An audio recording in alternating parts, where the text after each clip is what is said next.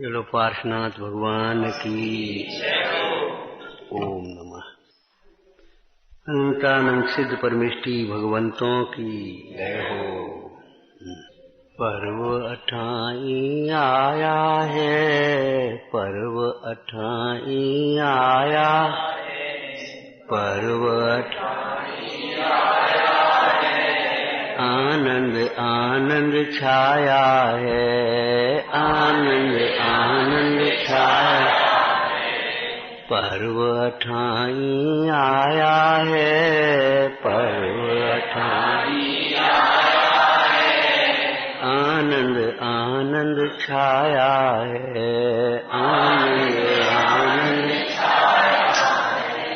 नंदीश्वर का करे स्मरण, नंदीश्वर का करे स्मरण, भक्ति भाव उमगाया है, भक्ति भाव उमगाया है, पर्व 28 आया है, पर्व 28 आया है, आनंद आनंद छाया है, आनंद आनंद छाया है। श्री जिनवर की पूजन करके, श्री जिनवर की पूजन करके, निज परिणाम विशुद्ध करें, निज परिणाम विशुद्ध करें।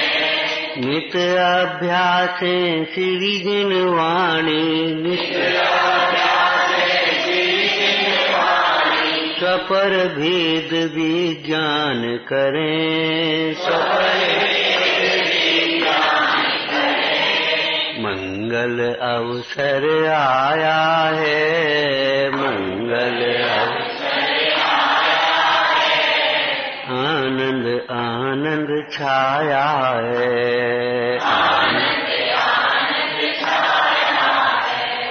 निज अकृत्रिम भाव निहारे, निज अकृत्रिम भाव निहारे, सम्यक दर्शन प्रगट करें, सम्यक दर्शन प्रगट करें। भाएं अविरल ज्ञान भावना, भाएं अविरल ज्ञान भावना, सम्यक चारित प्रगट करें, सम्यक चारित प्रगट करें। उत्तम अवसर आया है, उत्तम अवसर आया है, आनंद आनंद छाया है, आनंद आनंद छाया है। नंदीश्वर का करे स्मरण, नंदीश्वर का करे स्मरण, भक्ति भाव उमगाया है, भक्ति भाव उमगाया है, पर्व 28 आया है, पर्व 28 आया है। पर द्रव्यों का दोष न देखें, पर द्रव्यों का दोष न देखें, मिथ्या पर की आस तजें, मिथ्या पर की आस तजें। ज्ञानानंद स्वभावी प्रभु है, ज्ञानानंद स्वभावी प्रभु है, अपना आत्म आप भजें, अपना आत्म आप भजें। साचा शरणा पाया है, साचा शरणा पाया है, आनंद आनंद छाया है, आनंद आनंद छाया है। पर्व 28 आया है, पर्व 28 आया है, आनंद आनंद छाया है, आनंद आनंद छाया है। चिंताओं का कर निरोध, अब चिंताओं का कर निरोध, निज में ही एकाग्र रहें, अहो यही निर्ग्रंथ मार्ग है, अहो यही निर्ग्रंथ मार्ग है। हो निशंक हम बड़े चले, हो निशंक हम बड़े चले। धन्य जिन रूप सुहाया है, धन्य जिन रूप सुहाया है। चरणों शीश नवाया है, चरणों शीश नवाया है। पर्व 28 आया है, पर्व 28 आया है। पर्व 28 है,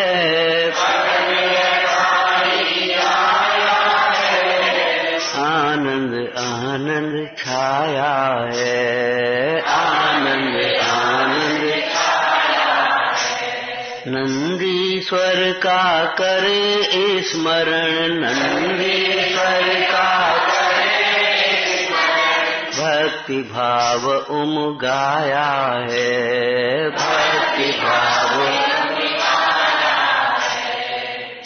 अष्टांग का महापर्व जयवंत वर्तो, जयवंत वर्तो।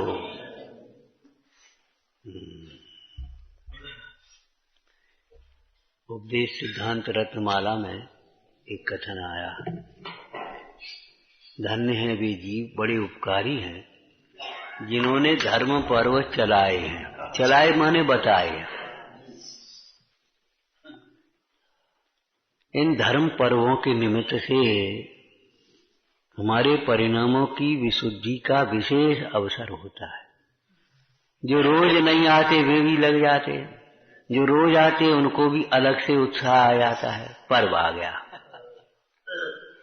जैसे लौकिक पर्व लौकिक सफाई के और लौकिक खाने पीने के निमित्त बन जाते हैं, ऐसे ही धार्मिक पर्व अंतरंग की सफाई के, अंतरंग स्वच्छता,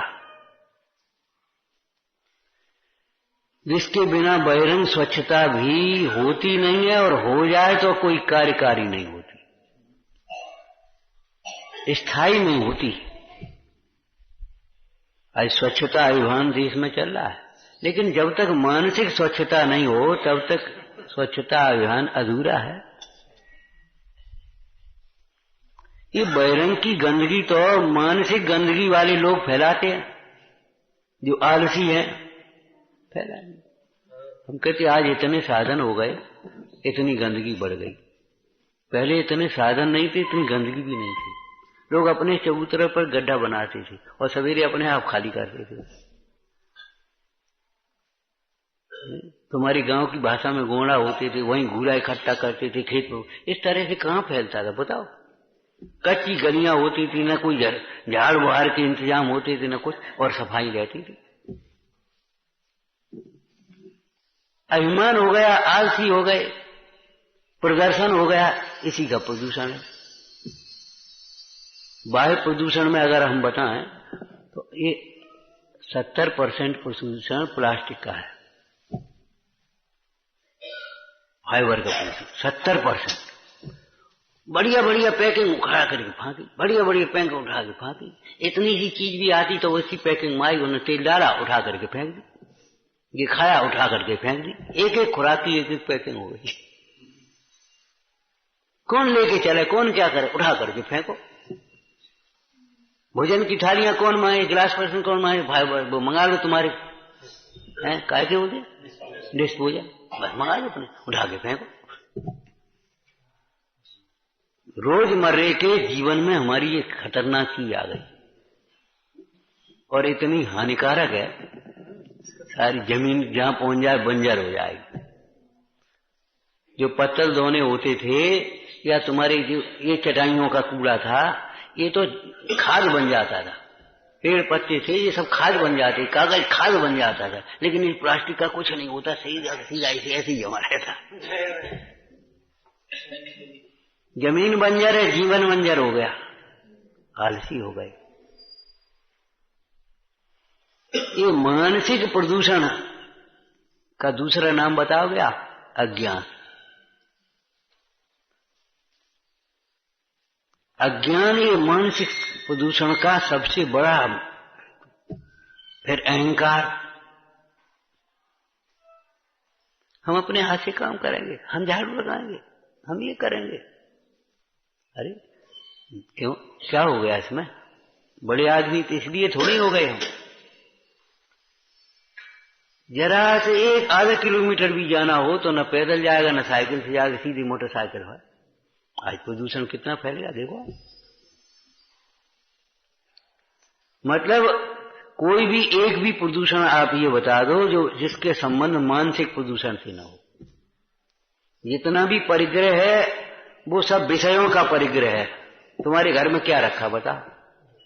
कपड़े होंगे पहनने ओढ़ने के, तो जितनी जरूरत है उतने नहीं होंगे, बहुत होंगे उससे ज्यादा।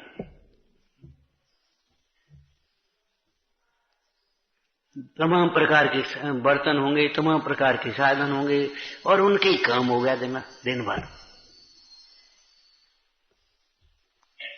जीवन की सादगी के बिना, और जीवन की सादगी का विचारों की सादगी रहना चाहिए।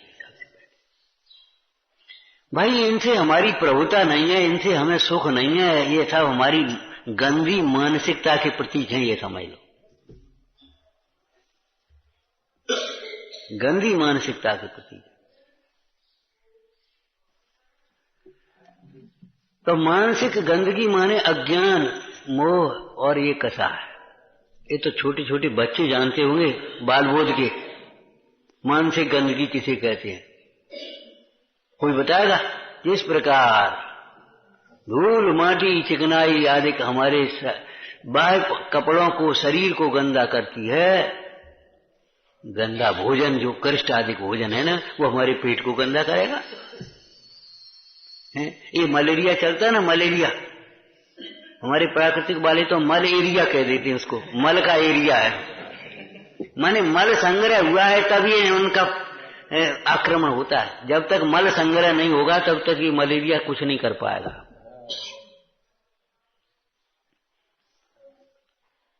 और मच्छर नहीं मिटेंगे, आपको अपनी प्रतिरोधक क्षमता बढ़ानी पड़ेगी। जितना मारने का भाव करोगे, जितना मिटाने के भाव करोगे, स्वयं मिट जाएगा। दूसरों को मिटाने का भाव करने वाला जीव स्वयं मिट जाता है, सामने वाला मिटे क्या ना मिटे। बहुत से लोग बड़ी शान से कह देते हम तो पंडित जी खूब अच्छे थे और सब, क्या करें जी, मुकदमाबाजी में बर्बाद हो गए। माने स्वयं बर्बाद हो गए उसको बर्बाद करने के चक्कर में। सुना रहे थे उस दिन, सुना रहे, जीवन चला गया, माने पूरा जीवन बर्बाद, पैसा बर्बाद, जमीन बर्बाद, जो थोड़ी बहुत है वो इसमें दूसरों को बर्बाद करने के चक्कर में स्वयं बर्बाद होता है। दूसरों के दुखी करने के भाव वाला जीव स्वयं दुखी होता है। तो मच्छर मारो, मलेरिया भगा है। मच्छर कितने प्रतिरोधक, उनकी कितने बड़े बड़े मच्छर हो गए और कितने शक्तिशाली हो गए, अब तुम्हारी उससे नहीं। और तुम्हें उनके भगाने के जो तुम साधन बनाए तुमने, उससे तुम्हें रोग हो गए। वो तुम्हारा वो धुआं निकालता, वो क्या होता है, वो गैस निकलती है, वो तुम्हें लगवा हो गया। मच्छरों का जो कुछ हुआ सो हुआ, वे तो और मजबूत हो गए। आप जियो और जीनोगे का सिद्धांत अपनाइए। किसी जीव मात्र से द्वेष मत करो, किसी को दुखी करने का, नीचा दिखाने का, किसी का अधिकार हनन करने का परिणाम मत करो। आप लाइन में लेकर, और तुम्हें धक्का देकर के आगे बढ़ जाएगा, फिर तुमको बड़बड़ाओ। लाइन तोड़ के तुम अपने कमजोर को आगे बढ़ाओ, पीछे करोगे और तुम आगे बढ़ोगे। कोई तुमसे भी बलवान मिल जाएगा, वो तुम्हें पीछे करके आगे बढ़ जाएगा, फिर बड़बड़ाओगे। बढ़िया व्यवस्था है तो फैलाई तो तुमने। भैया जो तुम्हारे जीवन में है वो तुम्हारा ही बोया हुआ बीज है, तुम्हारा बोया हुआ बीज है और कुछ नहीं।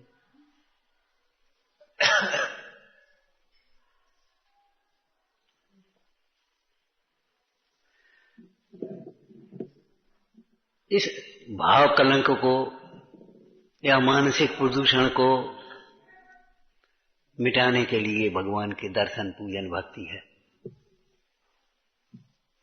तो पर्व, धर्म पर्व, मानसिक सफाई के पर्व है, और दिनों में अनर्गल खाया पिया जाता है। धर्म पर्वों में उपवास किया जाता है, एकासन किया जाता है, नियम संयम लिए जाते। भाई 10 दिन आए अपने, अब 10 दिन हम बाजार की कोई चीज नहीं खाएंगे। कभी नहीं खाना चाहिए वो अलग बात रही, लेकिन जो कभी नहीं खाने नहीं छोड़ पा रहे हैं, बेली भैया पर्व आ गए, 8 हो गई, अब 8 का तो नहीं कर रहे।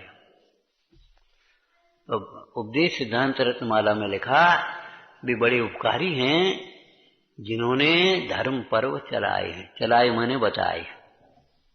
इन पर्वों के निमित्त से मानसिक सफाई का अवसर मिलता है, मानसिक गंदगी को मिटाने का अवसर मिलता है, कुछ सोचने समझने का अवसर मिलता है। भगवंतों को देखो, सोचो, भगवान वीतरागी हैं और वीतरागी होकर के ही मुक्ति का मार्ग बताते हैं, सबके उपकारी हैं, उत्कृष्ट हितोपदेशी हैं। जो वीतराग सर्वज्ञ हैं वे उत्कृष्ट हितोपदेशी हैं, उत्कृष्ट उपकार करने वाले हैं। इसका अर्थ क्या हुआ? अगर तुम्हें जगत का भला करना है तो वीतरागी बनो। राग दुख का कारण है तो रागी सुख का कारण कैसे हो सकता है? रागी जीव का मुख्य रूप से अर्थ क्या लेना चाहिए भैया बताना? अध्यात्म शैली। रुक जाओ, फालतू मत बोला करो। हाँ बोलो, मुख्य अर्थ। अरे भाई ये बात अच्छी नहीं। राग में उपादेय बुद्धि वाला जीव, राग में सुख मानने वाला जीव, वह मुख्य रूप से रागी कहलाता है।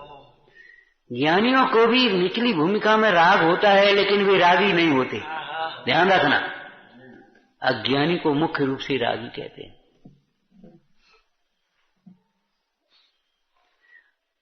अध्यात्म ग्रंथों की ये शैली है। अध्यात्म की शैली तुम क्या करते हो भैया?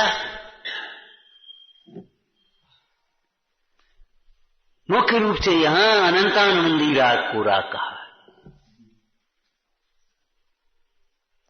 लोक निंदे कार्य जिनके वशीभूत होकर के कहते हैं। हिंसक किसको कहा? चैनानियों की पद्धति में संकल्पी हिंसा वाले जीव को हिंसक कहा मुख्य रूप से। आरंभी विरोधी उद्योगी हिंसा जिनकी नहीं छूटती, जिनके जीवन में पाई जा रही हैं अभी, उनको हिंसक नहीं कहते। हिंसक कहते मुख्य रूप से संकल्पी हिंसा कार्य। किसे कहते हैं संकल्पी हिंसा? शशांक बोलो। अरे क्या बोलता है भैया? देखो बेटे, बड़ी एकाग्रता से बहुत व्यवस्थित पढ़ाई करो और जे मत सोचो हचू हो गए हो, भूल जाओ इस बात को। किसे कहते संकल्प? निर्दय परिणाम ही है हेतु जिसका, ये लिखा है। निर्दय परिणाम ही है हेतु जिसका। मारना तो है, मारना तो है, चाहे कछु हो चाहे हमारा कोई प्रयोजन नहीं। इस लोक और परलोक के प्रयोजन से रहित निर्दय परिणाम के वशीभूत होकर प्रमाद की तीव्रता से जो हिंसा की जाती है वह संकल्पी हिंसा कहलाती है। यत्नाचार पूर्वक दया भाव अंतर में है। यत्नाचार पूर्वक प्रवर्तते हुए जो घर गृहस्थी के कार्यों में हिंसा होती है उसको आरंभी हिंसा कहते हैं। खेती व्यापार आदि में हिंसा हो जाती है वो उद्योगी हिंसा कहलाती है। और अपने धर्म धर्मात्मा धर्मायतनशील है, धन प्रतिष्ठा आदि की रक्षा के लिए जो विरोध करना पड़ता है, युद्ध लड़ने पड़ते हैं, उनमें जो हिंसा होती है वो विरोधी हिंसा कहलाती है। आप अपने इतिहास को देखो, हमारे सम्राटों ने किसी पर आक्रमण लूटने के लिए नहीं किया, रक्षा के लिए आक्रमण करना पड़ा, बचाव के लिए करना। अब तुम आकर के यहाँ किवाड़ तोड़ने लगो, घुसने लगो तो हमें रोकना ही पड़ेगा। भाई क्या कर रहे हो? हम धर्मायतन की रक्षा करेंगे, ये थोड़ी है अब जाको जो परिणाम है तो होगा भैया। मुंडराज नहीं करेंगे, मुंडराज जी बैठे हैं, चारों प्रकार की हिंसा का त्यागी। लेकिन ग्रस्त भूमिका में आरंभी, उद्योगी, विरोधी हिंसा छूट नहीं पाती। छूट है नहीं, इनकी छूट नहीं, समझ लेना, इनकी छूट नहीं है, चाहे जैसे करो। अब वो पानी तो फैलता ही है, नहीं, जितना जरूरी है उसको फैलो और सोचो कम से कम कैसे फैले, कम से कम में काम कैसे चले। घटती जान मिटती जान, बढ़ाइए नहीं। जिनागम में रागादि को मिटाने का और लौकिक कार्यों को घटाने का उपदेश दिया है, बढ़ाने का उपदेश कहीं नहीं। जितनी घट सकती है उतना घटा लो, और जो मिट सकती है तो मिटाओ। इस भूमिका में मिट नहीं पाएगी, और आत्मा के आश्रय से पूरी हिंसा मिटती है, बिल्कुल मिटती है। स्वयंभू स्तोत्र में एक काव्य है, नियम सार जी टीका में भी उदाहरण दिया उसका। अहिंसा परम ब्रह्म है, अहिंसा परम ब्रह्म है। दूसरी जगह अहिंसा को क्या कहा? अहिंसा माता के समान सर्व जीवों की रक्षा करने वाली है। अहिंसा माता के समान सर्व जीवों की रक्षा करने वाली है। परंतु उस अहिंसा की पूर्णता शब्द वहां नहीं लिखा है, लगा लेना चाहिए। उस अहिंसा की पूर्णता उस आश्रम में होती है जहां किसी प्रकार का आरंभ नहीं है। लंगोटी होगी तो धोने पड़ेगी, नहाओगे तो पानी फैले, वो क्या करोगे बता? फिर वह पहुंचने पड़ेगा, बह चलो जाए तो कब जीव की हिंसा हो संभव है? घर होगा तो झाड़ना पड़ेगा, तार लगाना पड़ेगा, लीपना पड़ेगा, सफाई करनी पड़ेगी, मजबूरी है।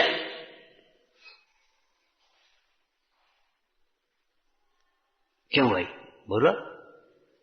एक ही उपाय है, घर न हो, कपड़े न हो। इसलिए उस अहिंसा की ही प्राप्ति के लिए, पूर्णता के लिए, हे भगवान, आपने दोनों प्रकार के परिग्रह को छोड़ दिया है और विकृत वेश को भी छोड़ दिया है। ये विकृत वेश हैं, जब यही विकृत वेश हैं तो जो तुम्हारे उल्टे सीधे चले गए शील विरुद्ध, उनको क्या कहेंगे हम? महाविकृति। विकृत वेश हमारी निर्गंधता को तिरोभाव करने वाले। भले आरंभी हिंसा है, हिंसा के निमित्त है। विकृत वेश, विकृत भोजन, अविकृत भोजन लिखा है मूलाचार में। अविकृत भोजन किसको कहा? जो संस्कारित नहीं किया गया है, छौंक नहीं लगाए, जे नहीं लगाए, वे नहीं मिलाए, जामे जे नहीं मिलाओ, बिल्कुल साफ शुद्ध सादा भोजन हो गया, वो अविकृत भोजन कहा गया। और तमाम ये विकृत भोजन कहा है। राग को बढ़ाने का निमित्त है, पेट को खराब करने का निमित्त है, रोगों की वृद्धि का निमित्त है, इसलिए संयम के घात का निमित्त है। तो विकृत वेश को भी छोड़ दिया है, विकृत भोजन को भी छोड़ दिया है, और क्या कहें, विकृत व्यवहार को भी छोड़ दिया है। ये तीनों बातें उसमें नहीं आई मूल में। हे भगवान, काय के लिए? उस अहिंसा की प्राप्ति के लिए। अहिंसा का मुख्य अर्थ क्या लेना चाहिए? अपने स्वभाव का घात करने वाले रागादिक का नाश करने के लिए। अहिंसा की प्राप्ति के लिए अर्थात अपने स्वभाव का घात करने वाले रागादिक भाव के समूल अभाव के लिए आपने इस विकृत वेश को छोड़ा है। नग्न जंगल में काय को गए? आलसी होकर के अब को नहा, इसलिए स्नान का त्याग नहीं किया। अब को पहने, को उतारे, गर्मी अपने आराम से उतार के बैठ गए, ऐसे इसलिए नहीं पहना है, उन्होंने कपड़े छोड़े हैं। आलस्य के वशीभूत होकर के नहीं, आलस्य छोड़ करके छोड़े हैं। आलस्य तो पहले छोड़ा है। उलझनों से घबरा करके मोक्ष मार्ग में लगना ये कोई विधि नहीं है। आनंद की प्राप्ति के लिए मोक्ष मार्ग में लगो। ये मोक्ष मार्ग आनंद रूप है भाई, आनंद रूप है। धर्म ध्यान आनंद रूप है। अपनी रागी किसको कहा मुख्य रूप से समझ गए? बोलो, आप बोलो। हाँ ठीक। और बोला, एक शब्द और बोला था, जो रागादि की पूर्ति में सुख मानते हैं, जो रागादि की पूर्ति में सुख मानते हैं, रागादि को उपादेय मानते हैं, उन जीवों को मुख्य रूप से रागी कहते हैं। संसारी कहते हैं उनको, मिथ्या दृष्टि को मुख्य रूप से संसारी कहते हैं। अविरत सम्यक दृष्टि जीव को भी संसारी नहीं कहते, मोक्ष मार्गी कहते हैं। उत्तम जग मध्यम जघन त्रिविध के अंतर आत्म, क्या लिखा है? ज्ञानी कहा है। उत्तम मध्यम जघन त्रिविध के अंतर आत्म ज्ञानी, अज्ञानी नहीं कहा। अज्ञानी मुख्य रूप से किसको कहते हैं? जो मिथ्या ज्ञानी है, देह और जीव को एक मानते हैं, नंबर एक। नंबर दो, रागादिक में सुख मानते हैं, धर्म ध्यान को कष्ट रूप मानते हैं, संसार में ही सब कुछ मानते, बस यही आनंद है और क्या आनंद होगा। लोग बात कहने लगते हैं आजकल, ये होटल वोटल से बने साहब, बड़ी नाच गाना, यही तो स्वर्ग है और क्या स्वर्ग होता। भैया ये स्वर्ग नहीं है, ये तो महाविकृत परिणाम है, पापों के आयतन है ये, महापाप। ये स्वर्ग है? ये हॉस्पिटल में चले जाओ, चले भैया यही नरक है। ठीक है, ये नरक के नमूने हैं, नरक नहीं है। अभी तुमने देखा नहीं नरक किसका नाम है।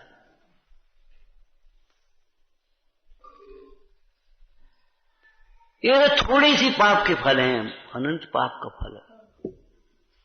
तो संसारी मुख्य रूप से मिथ्या दृष्टि को कहते हैं। सम्यक दृष्टि अविरति वाले है तो अभी मोक्ष मार्ग।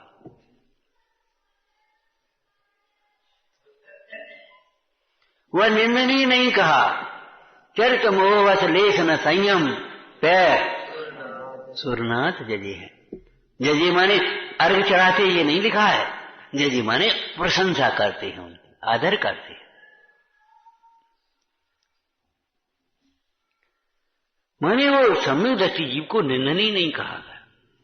क्यों निंदनीय? इसलिए नहीं है, वो अपने रागादि की स्वयं निंदा कर रहा है। ध्यान रखना, जो अपने दोषों की स्वयं निंदा करते हैं, दूर करने का उपाय करते हैं, वे निंदनीय नहीं होते। जो अपने दोषों को स्वीकार नहीं करते, निंदा ग्रह नहीं करते, वे ही निंदनीय होते हैं। जो अपने दोषों की, रागादिक भावों की निंदा ग्रह करते हैं, वे सम्यक दृष्टि निंदनीय कैसे हो गए? लोक में भी जो सॉरी बोलता है तुम्हारी भाषा में, उस दंडनीय नहीं होता। पहले ही वो सॉरी बोल रहा है, गलती हो गई भैया, दादा नहीं धक्का लगो, गलती हो गई। अब दादा क्या कहें? अब दादा क्या कहेंगे? मारो यार, ऐसे कह सकते हैं? सरल जीव, विनयवान जीव, श्रवकाचार की भाषा है, शीलवान जीव दंड का पात्र नहीं होता। सम्यक दृष्टि धर्मात्मा दंड लेते हैं, उनको दंड कोई देता नहीं है। दंड लेने का मतलब प्रायश्चित करना। और जो स्वयं दंड नहीं लेते हैं, प्रायश्चित नहीं करते हैं, उनको दुनिया दंड देती है। फिर लोक दंड और राजदंड उन्हीं को होते हैं जो निशंक होकर के पापों में प्रवर्ते हैं, निर्दय परिणाम से प्रवर्ते। क्या जो होगा सो देखा जाएगा, देखा क्या जाएगा। भैया को कोई पकड़ लेगा, अच्छा पकड़ ले तब देखा जाएगा। ये कोई तरीका है सोचने का? ऐसे जीव निंदनीय, लोक दंड नहीं होते हैं, राजदंड उनको होता है।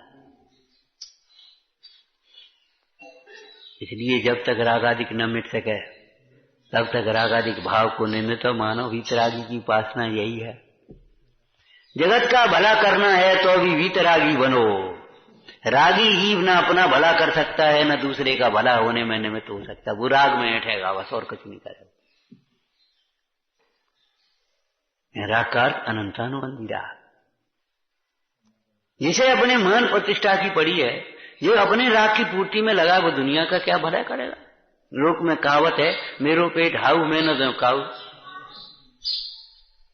जिसकी खुदाई की पूर्ति नहीं कर पा रहा वो बेचारा वो दान पुण्य क्या करेगा, वो त्याग क्या कर सकेगा। और संतोषी होगा तो स्वयं भूखा होने पर भी अपने हाथ की, अपने सामने की थाली दूसरे को दे देगा कि हम तो आज ही ये भूखे हैं, ये तो 4 दिन का भूखा आ गया, चल भाई ले तू खा ले।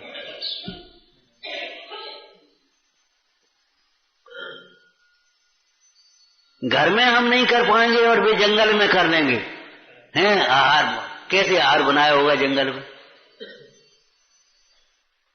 जंगल में कैसे आहार बनाया होगा रामचंद्र सीता जी वगैरह के प्रसंग में? अब जंगल तो जंगल ही है ना, पेड़ के नीचे वहां एक चादर तान ली होगी, वहां थोड़ा सा मिट्टी से साफ करके लिप लिया होगा और क्या हुआ बता। और वहां भी भोजन बना तो कोई मुनीश्वर आ जाए तो ये आरंभ सफल हो जाए। भगवान के दर्शन मिल जाए तो नेत्र सफल हो जाए, जिनवाणी सुन लें तो कान सफल हो जाए। तत्वों का चिंतन कर लें, हे उपादेय के चिंतन कर लें तो ये मन संगी होना सफल हो जाए हमारा। और उल्टा चिंतन करते रहते का संगी और काय की संगी, असंगी बने। सवेरे उठ करके अपने ब्रह्म मुहूर्त में अपने स्वरूप की आराधना करो, सवेरे जल्दी उठना सफल हो जाए। और जल्दी, अब हम जल्दी उठने लगे, लड़का बोला, हमने कहा क्या घूमन याद है दौड़ लगाते, माने जल्दी उठेंगे तो काय के लिए, शरीर के लिए, और देर में भी देर तक सोएंगे तो भी शरीर के लिए। बताओ निज शरीर को नहीं छोड़ोगे कि नहीं छोड़ोगे? नहीं कहा आज हम कुछ नहीं खाएंगे, काय शरीर के लिए। आज पेट खराब है, दर्द है, आज बुखार दर्द है, आज बुखार खाएंगे तो भी शरीर के लिए। अब बताओ ये शरीर को छोड़ोगे नहीं कि नहीं? शरीर को आप नहीं छोड़ोगे तो शरीर आपको छोड़ देगा, ध्यान रखना। अरे छोड़ने की बात तो बहुत दूर है, भयंकर दुख देगा।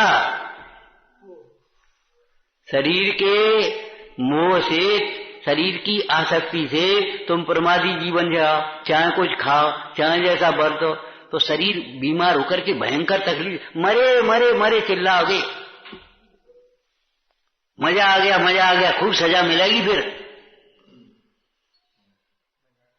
विचारना भाई, ये शरीर बस पड़ोसी है, इसमें राग द्वेष की कोई बात नहीं रह गई, पड़ोसी है, बस इतना समझ लेना। और हमें अपना काम निकालना है इसी शरीर से हमें इसी शरीर से काम निकालना है, इसलिए बड़ी युक्ति से, बड़ी अकल से काम ले। मोह में मत नाचो भाई, मोह में मत नाचो। इस शरीर के मोह में, चाहे विषयों के मोह में, चाहे परिवार के मोह में, चाहे पैसा के मोह में अनर्थ मत करो। अपनी आत्मा को नरक आदि का पात्र मत बनाओ। पर्व अठाई आया है, हैं? काय के लिए? समझ गए? एक शब्द बोलना, दो मत बोलना, बोलो। सफाई के लिए 28 पर्व आया, सफाई के लिए। तो मंदिर की तो सफाई कर ली, घर की सफाई कर ली, चौका की सफाई करी कि नहीं? 8 दिन बिना भोजन कराए भोजन नहीं करेंगे, बोलो। क्या भाई? पहले ऐसा हो तो इन बुजुर्गों से पूछो, छोटे छोटे गांव में लोग रहते थे और हर गांव में मंदिर नहीं होते थे। 2 किलोमीटर 1 किलोमीटर दूर जाते थे, ये लारा बारे अड़ो कर आते, वहां बारे वहां जाते, वहां बारे वहां जाते। वो देखो है तुमने। अब हर जगह विद्वान नहीं होते, हर जगह विद्वान कैसे पहुंचे? तो अब त्यागी नहीं होते। तो जब जहां विद्वान त्यागियों का चतुर्मास हो गया, विद्वानों का समागम हो गया, तो वे आसपास खबर कर देते, भैया व्रत यहीं कर जाइयो, तुम यहीं आ जा, यहाँ अच्छो समागम रहेगो, आनंद से यहीं व्रत करियो, कर ले। अब 10-20 व्रत करने वाले आ गए तो एक रसोई वाली बुला ली, ये फलाना कर लिया, ये कछु नहीं हो तो कुछ नहीं है। सबके घरन में भोजन बनते, शुद्ध भोजन बनते, साफ शुद्ध भोजन बनते, और एक जने रहते सो एक दूसरे काम, हमको कुछ परेशानी थी नहीं है। लिवा गए, 4 जने हम लिवा गए, 2 जने हम लिवा गए, 3 जने हमारे, नहीं लड़ाई सी होती हमने तो देखा है।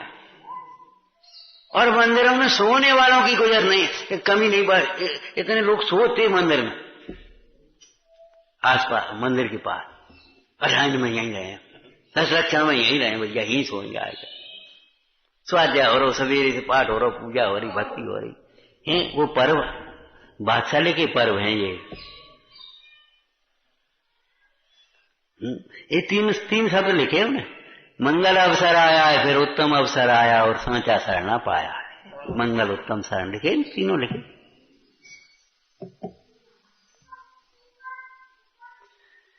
तो भैया सफाई के पर्व हैं, अपने मन को साफ कर लो। हैं सिद्ध चक्र विधान है, छोटा सा कर रहे हो, हैं कन्हई अब की बड़ा सा होना चाहिए। कब से नहीं करो, सुन रहे? हाँ, अषाढ़ की अष्टांग तय कर लियो वैसे है।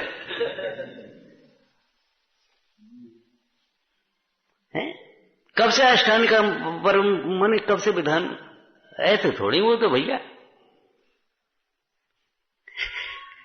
जब अपने पास कछु साधन नहीं थे, हैं तुम लोग छोटे छोटे हो गए, हैं कैसे विधान होते, न धोती न चादरा न कछु। उन्हें ले आओ एक धोती अपनी दुकान से, उन्हें रंग ले आओ इनकी दुकान से, उन्हें तखत ले आओ, उन्हें स्कूल में से मेज उठा रहा, इन्हें घर से उठा रहा, उन्हें घर से चौकी ले आओ। कछु तो मंदिर में साधन नहीं थे उतने, और बड़े उल्लास से जब इंद्र से विधान करो तो मट्टी में बना ली। अब तो मैं सोने होने जाने कहां की चली गई सब वो है, लेकिन इतना उल्लास कछु हो नहीं हो, कछु नहीं बदल हो, अपन सब वही हैं। क्या बुजुर्ग चले गए, अपन बुजुर्ग हो गए, चले कहां गए? आज भी आपके घर में बुजुर्ग हैं, बच्चे हैं, जवान हैं, बहुएं हैं, सासें हैं, सब हैं। बोलो बदल गया है।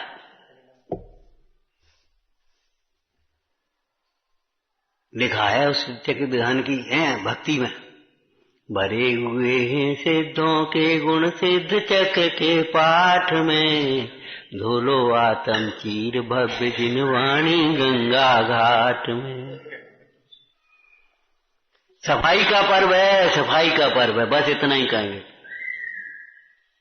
सोचो, लेकिन जिसको तुम सफाई मानते हो वो सफाई नहीं है। आजकल सफाई बहुत होने लगी, सब सफाई हो, 2 बाल्टी पानी लो साफ, डाल दो साफ हो गए, में डाल दे पाउडर साफ हो गए, मशीन में डाल दे और वो नाली में लगा दो साफ हो गए सब रे। अरे प्रभु, ऐसी सफाई मत करो, यत्नाचार विवेक को साथ में रखो।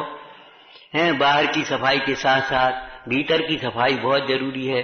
भीतर की सफाई के बिना बाहर की सफाई क्या करेंगे?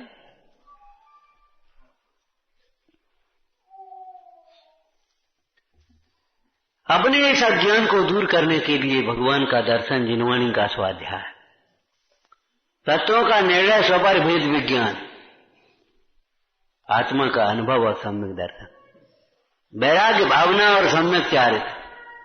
बोलो, यही तो सब लिखा है। विचार करो, अहो यही निर्गंथ मार्ग है। भगवंतों का निर्गंथों का मार्ग यही मार्ग है, यही मार्ग है, दूसरा मार्ग नहीं है। इस निर्गंथ मार्ग की खूब भक्ति करें, पूजा करें, अनुमोदना करें, भावना भाएं, इस निर्गंथ मार्ग की श्रद्धा करें, अंतर में अपनाएं। ओम नमः। हे जिनवाणी भारती तो ही जपूं दिन रैन, जो तेरी शरणागह सो पावे सुख चैन। या वाणी के ज्ञान से सूझे जो कालो